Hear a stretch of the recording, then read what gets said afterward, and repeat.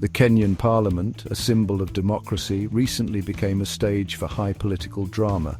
Azimio la Umoja, the opposition coalition, clashed fiercely with the ruling Kenya Kwanza alliance. This wasn't just about political differences, it was a battle for the soul of Kenyan democracy. Tensions boiled over, leading to unprecedented chaos and a nation holding its breath. The trigger? A long, simmering dispute over which political faction holds the majority in parliament.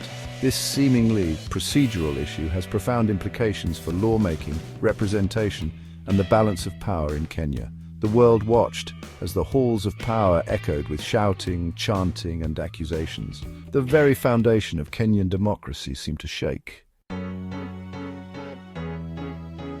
At the heart of the chaos lies a fundamental question. Who commands the majority in parliament? This question is not just a matter of numbers, but a reflection of the shifting political landscape in Kenya. The answer could determine the future of the nation's governance and its political stability. Azimio la Umoja, led by veteran opposition leader Raila Odinga, claims the mantle. Odinga, a seasoned politician with decades of experience, has been a central figure in Kenyan politics. His coalition believes that they have garnered enough support to be recognized as the majority. They point to shifting political alliances and a recent court ruling that they believe validates their claim. The court's decision, according to Azimio, is a clear indication that the political tides have turned in their favor.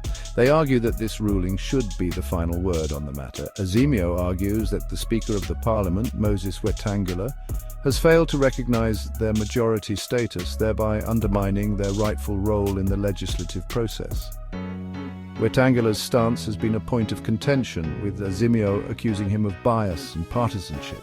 They demand recognition as the majority coalition, with all the privileges and powers that come with it.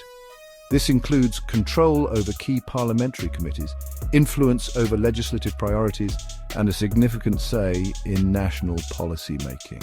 This power struggle is not merely about parliamentary procedures, it's about control over the legislative agenda, the allocation of resources, and the very direction of the nation. The outcome of this battle will have far-reaching implications for Kenya's democracy, governance, and future development.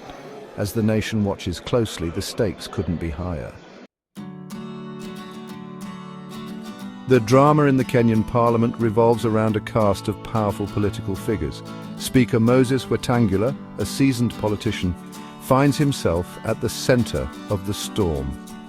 Azimio la Umoja's claim poses a direct challenge to his authority and his decisions. Junet Mohammed, a fiery and outspoken figure within Azimio, has emerged as a leading voice in their push for recognition.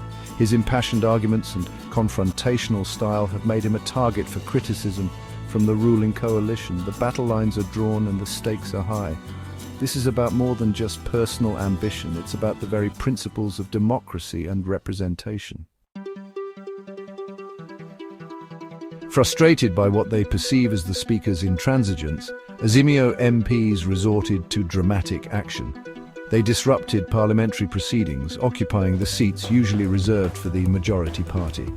Their chants and slogans filled the chamber, drowning out the voices of Kenya Kwanza members. The sergeant-at-arms, tasked with maintaining order, struggled to control the situation. Heated exchanges between rival MPs threatened to escalate into physical altercations. Security personnel were called in to prevent the situation from spiraling further out of control. This unprecedented disruption of Parliament sent shockwaves throughout Kenya and beyond. Was this a legitimate expression of protest or a dangerous assault on democratic norms? Section 5. Legal battleground deciphering the court's ruling.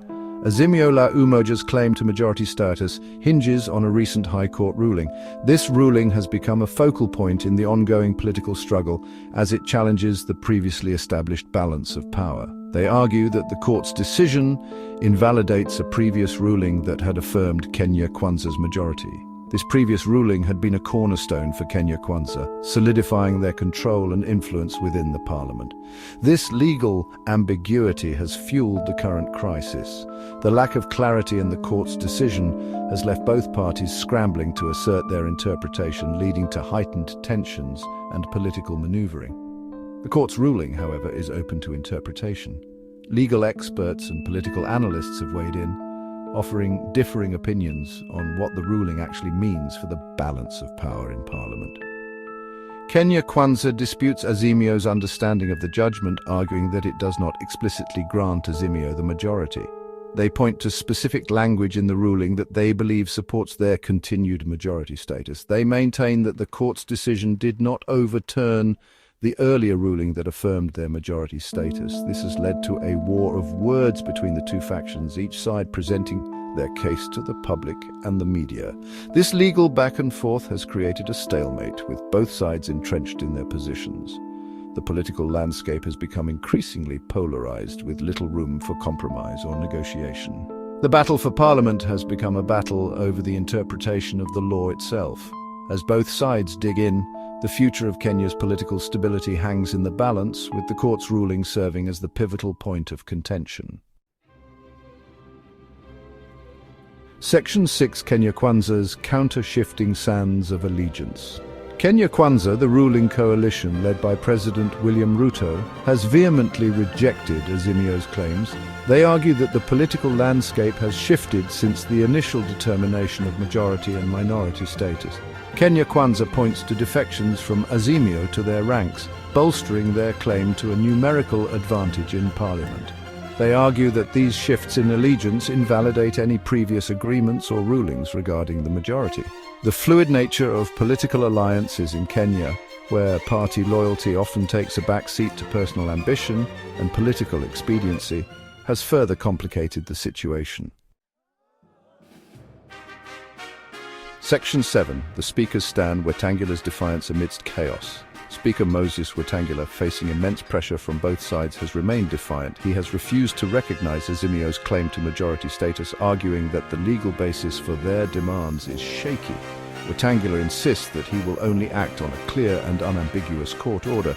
He has accused Azimio of attempting to intimidate and bully him into submission, vowing to uphold the dignity and independence of Parliament.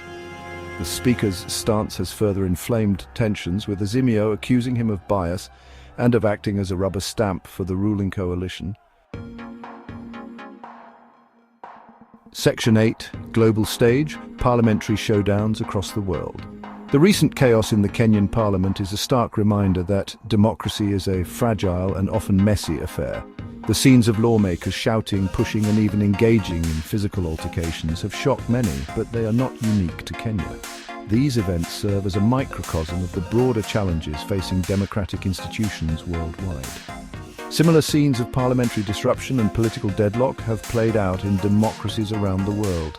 Whether it's a filibuster in the United States Senate, a walkout in the Indian Lok Sabha, or a heated debate in the British House of Commons, these disruptions highlight the contentious nature of politics. From the United States to the United Kingdom, the legislative process is often fraught with tension and conflict.